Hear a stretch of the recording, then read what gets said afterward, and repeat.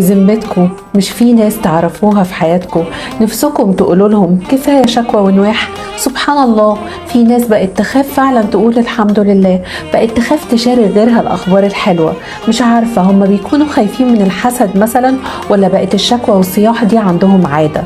بصوا حواليكم مثلا هتلاقوا حد لسه كان مسافر ورجع من السفر، لو قابلتوه صدفة وقلتوا له أخبار سفريتك إيه، هتلاقيه سبحان الله بيطلع لك كل القطط الفاطسة في السفرية، وبيحكي لك عن المصايب والمشاكل اللي حصلت فيها، وهيقول لك انت فاكر ان احنا انبسطنا زي ما انت شفت في الستوري؟ لا لا لا لا، ده كان الجو حر وكانت كل حاجة مقرفة، ولا التكاليف كانت عالية موت والولاد كلهم عي، وده غير الفيزا كان فيها مشاكل، ومش هقول لك بقى عن البلاوي اللي حصلت معانا في المطار، وشكاوي ملهاش اول من اخر. مع ان الاشخاص دي اكيد في لحظات حلوة في حياتهم زي ما كلنا عندنا ups and downs، بس تفتكر انهم ممكن يتكلموا عن الحلو في حياتهم ويقولوا الحمد لله؟ طبعا الحاجات دي ما بتتحكيش، احنا بس بنشتكي.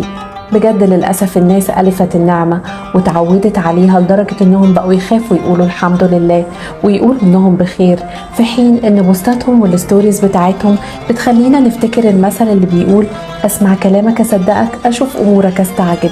يا جماعة قولوا الحمد لله، لاننا بجد في ألف نعمة وخير، واحسن بكتير من ناس غيرنا تانيين.